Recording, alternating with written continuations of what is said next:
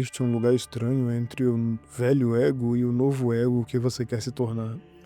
É um lugar silencioso. Não tem barulho de autossabotagem, mas também não tem inspiração. Não tem a dor do trauma, mas também não tem o prazer de uma conquista. É como se você estivesse voando, mas sem direção. Como se você fosse um observador sentado na janela de um trem que parou. E a sensação que fica é: nada me interessa o suficiente. Mas ao mesmo tempo, esse nada me causa sofrimento. Bem-vindo ao vazio entre dois egos, quando uma versão de você morre e a outra ainda não se construiu. Vamos combinar uma coisa. Depressão é uma coisa, falta de propósito é outra. E elas podem estar associadas sim, mas são coisas diferentes. Quando você está deprimido, você não quer sair da cama porque o mundo perdeu a cor. Você acredita que tudo é inútil. Você se afoga no próprio pensamento. O que eu sinto, e talvez você também, é diferente. É uma falta de propósito que não me paralisa, mas me deixa flutuando. Não é acreditar que tudo é inútil, é não ter ainda alguma coisa útil para acreditar. A diferença é sutil, mas é tudo. A depressão é acreditar na voz que diz: você não tem propósito, então não faça nada. A falta de propósito, no meu caso, é ouvir a voz, reconhecer que ela está ali, mas escolher não acreditar nela. E mesmo assim, não ter uma nova voz para substituí-la. Então eu fico no meio, sem a dor da depressão, mas também sem o alívio de um propósito claro. E é aí que entra a sensação estranha de ser um observador. Eu olho para os meus próprios pensamentos como se estivesse assistindo a um filme.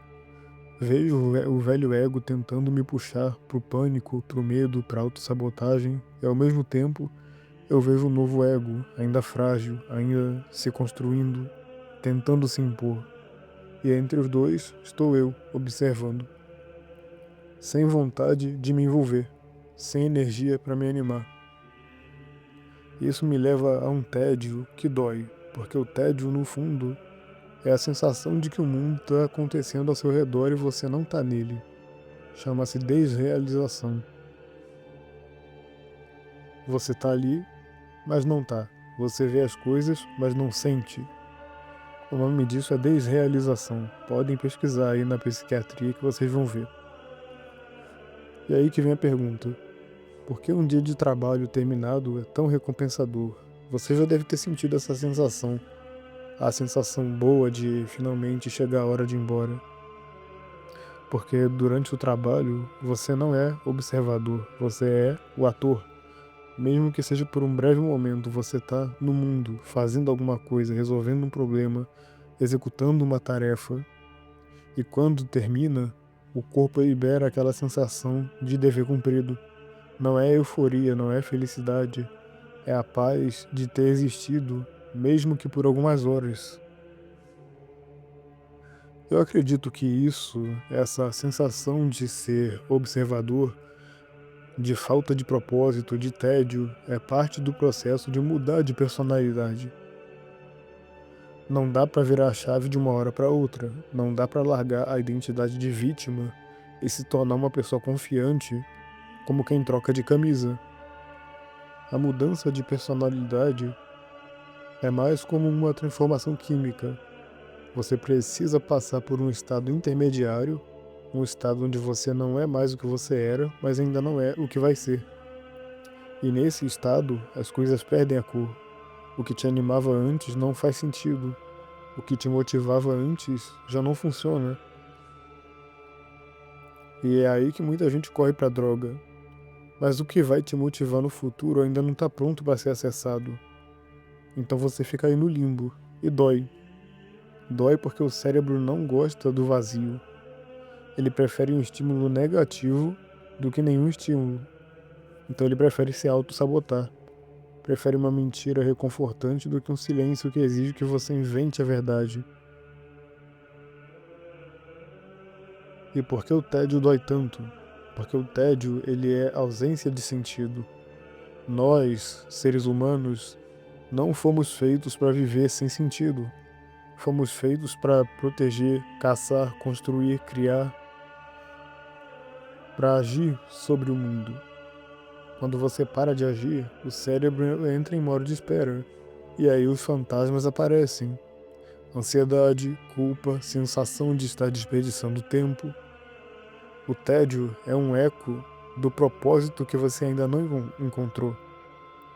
E ele vai continuar doendo até que você construa algo novo com atitudes que vale a pena. Mas só vai valer a pena depois que você construir. E durante o processo você vai sentir pequenas recompensas, sim. Não vai ser um processo 100% doloroso, mas vai ser difícil. Aqui está o ponto que pode salvar você. No meio do tédio, no meio da falta de propósito, no meio da sensação de ser um observador, você ainda pode agir. Não precisa ser uma grande ação, não precisa ser alguma coisa que mude a sua vida instantaneamente. Pode ser uma tarefa pequena, escrever uma mensagem, um diário, arrumar a cama, fazer uma flexão, enviar uma mensagem para algum cliente que você tenha. Porque a ação, mesmo sem sentido aparente, é o que tira você do estado de observador. E quando você age, você quebra o ciclo do tédio.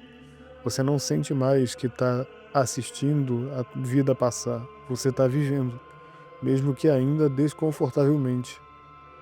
Mesmo que você não saiba para onde está indo, você está em movimento.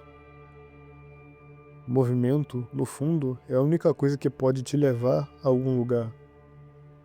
Então, se você está nesse estado sem propósito, sem vontade, sem energia para se importar, mas ainda assim atuando, compra meu Mentira. Saiba que você está no caminho certo. Não é o caminho confortável, não é o caminho bonito, mas é o caminho necessário. O velho ego está morrendo e o novo ego ainda não nasceu. E no meio disso você é apenas observador que escolhe agir. Continue agindo mesmo no tédio, mesmo na falta de sentido, mesmo sem vontade, porque o propósito não vai cair do céu. Ele vai se construindo no chão, com as ações que você escolhe fazer. Por isso que trabalhar cria um senso de propósito, mesmo que você não perceba até que ele esteja pronto. E no final, você vai olhar para trás e ver que o observador se tornou o autor da própria história. Se você está nesse processo, então, bom, comenta aí alguma coisa a respeito disso, porque eu fico curioso para saber se as pessoas entendem o que eu digo. E caso queira me ajudar financeiramente, eu tenho o Live Pix aí no comentário fixado.